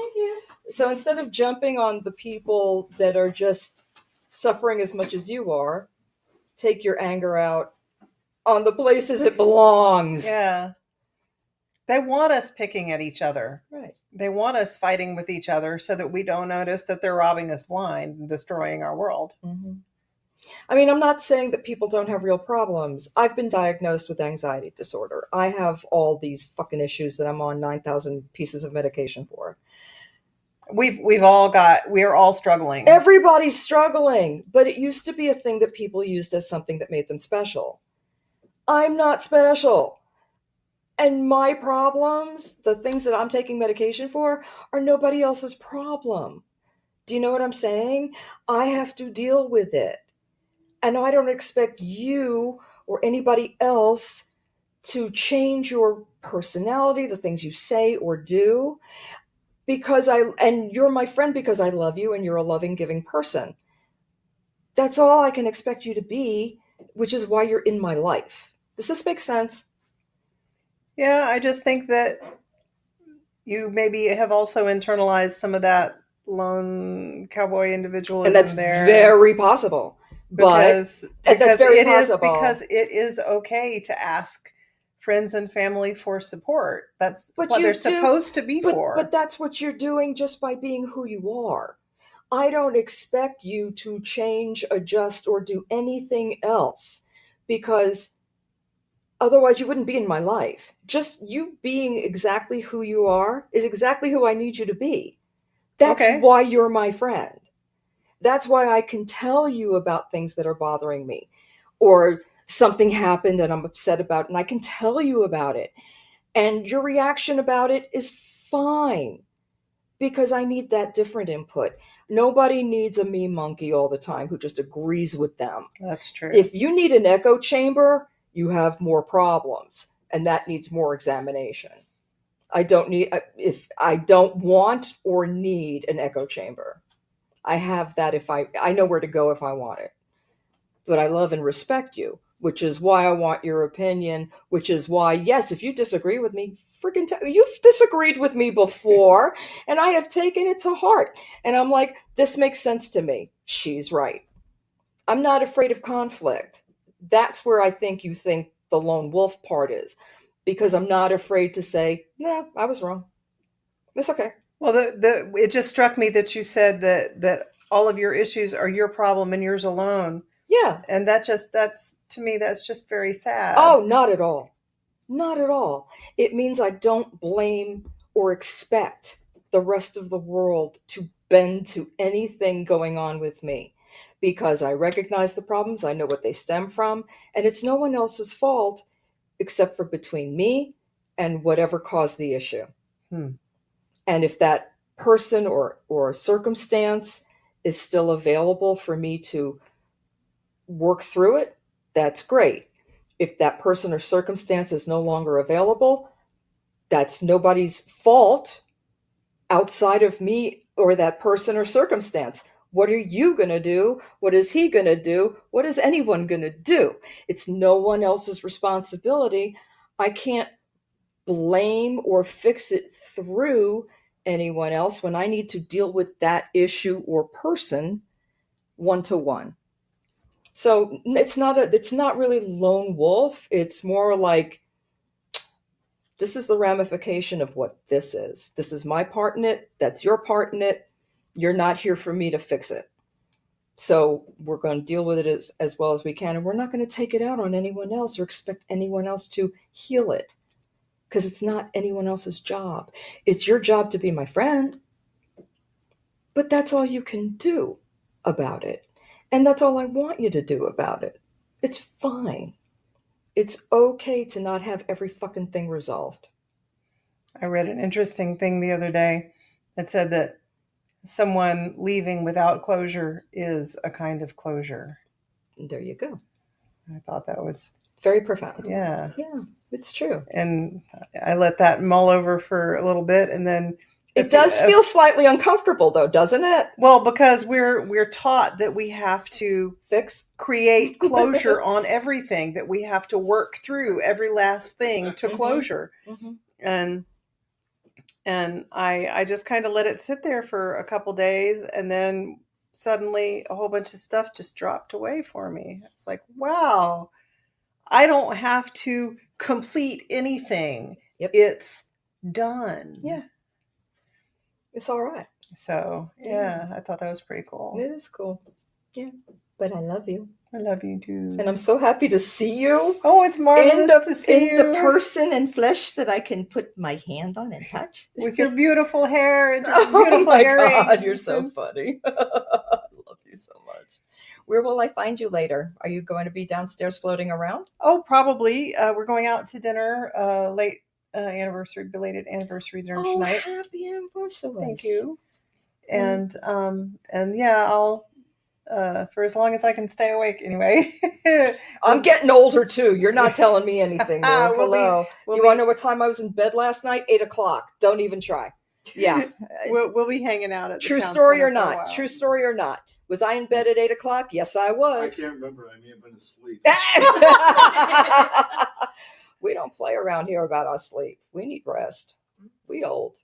I'm tired. I don't blame you. I'm 25 and I'm tired. You're 25 and you're tired. I'm 25 and I'm tired. Oh my Lord. My Lanta. All right. Well, I love you. I will see you. That could be kiss. Give me a better one. That's better. Okay. I love you. I will see you later. I will take Peter. Thank you, Peter. You can have the Peter now. All right. That was my wonderful Laura Perry. Angelica. Hello. Bags and stuff. Okay. You're home myself. This is the lovely Angelica who's going to introduce herself. Hi. Hi, Angelica. I'm Angelica Hairdale. Hello. Hello. Please put your glasses on the table so Thank nobody you. sits on them. Because I don't want to accidentally. Because my ass goes wherever it wants. That's fair. Do you need an emotional support? Heck yeah. Philip or Peter? Peter. Philip. I want Peter. Peter. Give me some Peter. Okay. I love this. All I'm really right. jealous that you have one of these. I need one of these. They're great. I know. They go everywhere with me. They're fantastic. I know. I didn't get a chance to meet you. I didn't come to Mystic South last year, but the year before. Oh. Yeah, I met your son. Oh, yeah. He's awesome. He's getting married. I saw that. I thought that was great. I thought that was fantastic. He's wonderful. His lady is wonderful. They're so cute. They look amazing together. I know. They're like, I'm just like, they're like ridiculous. But I can't say that too much because they look like me and him. Because we're still goofy in love too. I love that. I know. I love that so much. I know. I'm so proud of him. And our other son has a wonderful girl as well. I mean, they're just, everybody loves everybody. I'm here for it. I am too. I like it when people love each other. Same. Yeah, there's not enough of that. No, there isn't. Yeah. It makes a lot better world than hate. I know. The other side of the coin. So you're a younger person. I am. I just turned 29. Congratulations. Thank you. Let me ask your perspective. Okay. What the fuck is happening in this country? Oh God, that's damn it. I'm very. All right, let me get more. All right, let's get more specific. Let me get more specific. All right. So, as an older person, which I am, because I am well old enough, probably to be not quite grandmother. Mom, definitely. You could be my mom. 30. She's 30. Yeah, so it would have to be very young or very southern. Oh, I'm wrong. He's not wrong. He's not. I know where I am. Okay. He's not wrong. They're saying. Okay. All right. So I'm definitely old enough to be your mom. So, like, no problem. what is it like for you as a young person? You're not a child, and you're an adult, but you're a young adult. So what is it like at this stage of your life being in this fucked up country situation that we're in right now? There's a lot of parts that make me scared. Mm-hmm.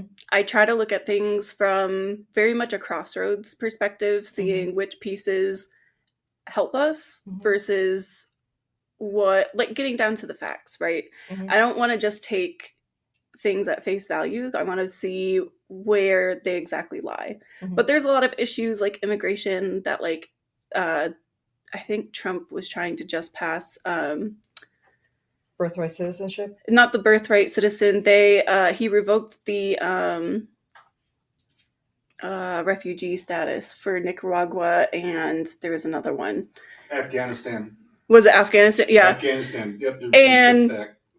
that actually, like, affects some of my friends, and that affects me, and that it just makes me sad. Yeah. It just makes me sad. It makes me angry. It makes me sad. And there are just things that, you know, some things cool can help, but a lot of the things lately have been just like one thing after the other hitting the fan. Horrible. Yeah. Horrible. Yeah. Yeah. So it's a lot of anxiety. It's a lot of just not wanting to watch the news because of how sad it is half the time. I can see that. But truly, I just want things for the better.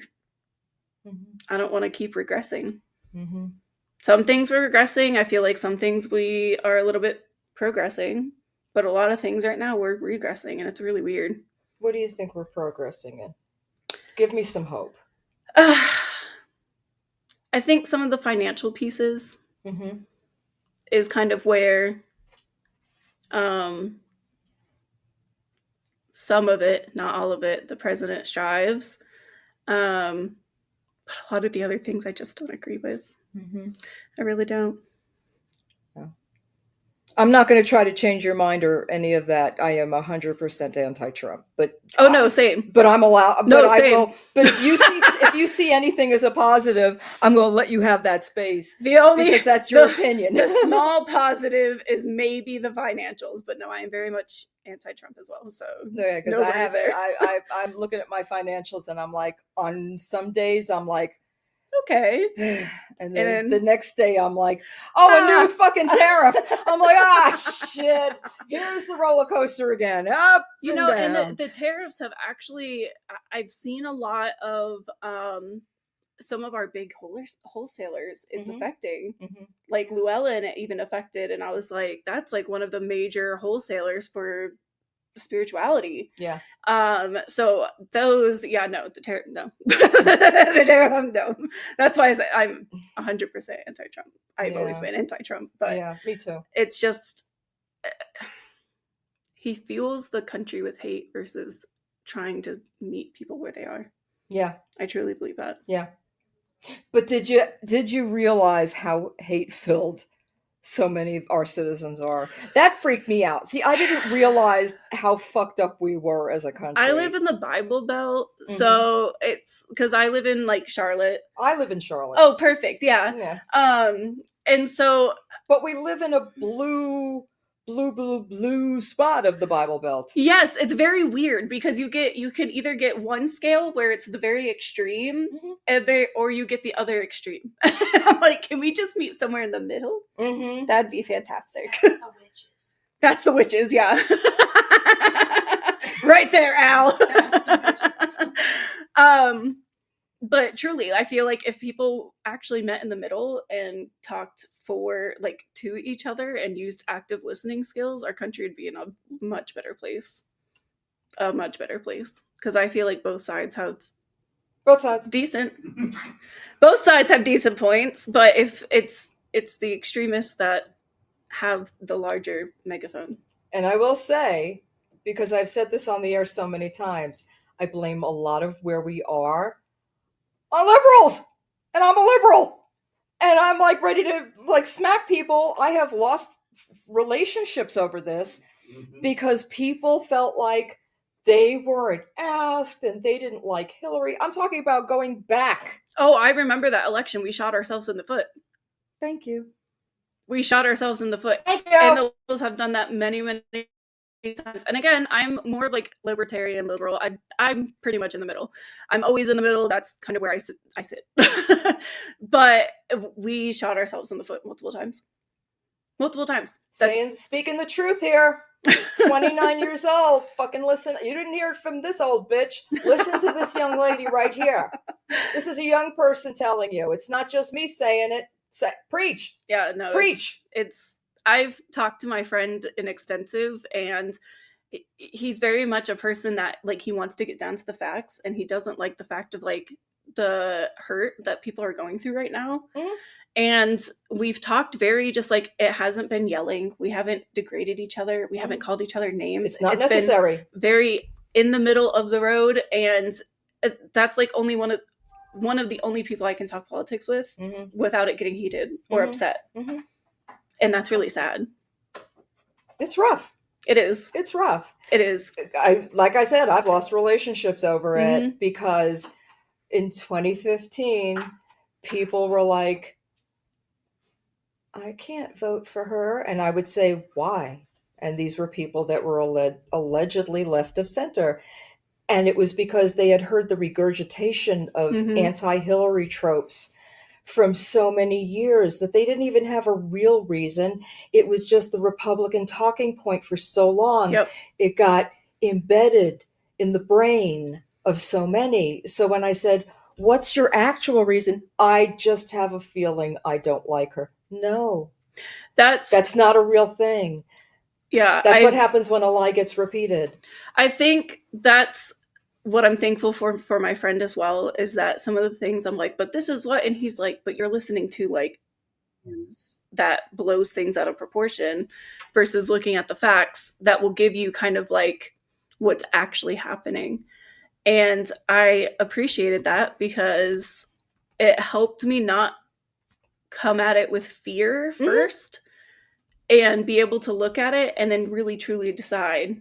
And so when I saw the refugee status being revoked, that actually did make me upset. And I did look at news articles and I was like, that's going to affect my friends and that's not okay.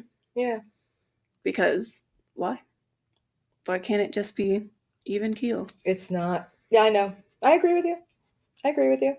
And this is a lot of the stuff that I talked about in 2016, 2017, 2018. Yeah. And, everybody was like, oh, you're being so melodramatic and you're making too much of this. And we were like, so it was like, great mother, great father, please put Biden in, please, please, please.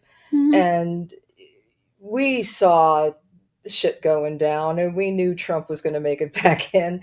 And we were like, oh, we're fucked. God damn it. Because we shot ourselves in the foot again. Exactly right. And I'm like, oh, here we fucking go. And we said, he's going to wipe his ass with the Constitution. And everybody said, he'll never do. Republicans said to me, he'll never do that. And I said, I'm telling you, he's a liar or you're okay with what he's saying. Either way, you're an idiot if you vote for him. And now these very same people are like, I'm sorry, I didn't. Honestly have said to me, I'm sorry, I did not know. And I said, yes, you fucking did, because I'm no Rhodes Scholar, but I told you. But I'm not a genius, and I figured it out. It's because people don't want to do the research, and they just listen to the news. Yes. If you did the research and properly looked up these issues, it wouldn't be like you would see where a lot of people actually fall in the middle versus the extremists. I'm just fucking saying, you're not hearing it from me this time. This is the shit I've been telling y'all. Now you're hearing it from somebody else. And I have never met this person to sit down and have a conversation with before. No, ever. First time. Hi. First conversation. Okay. So not me, coming from Angelica. Okay. Just saying.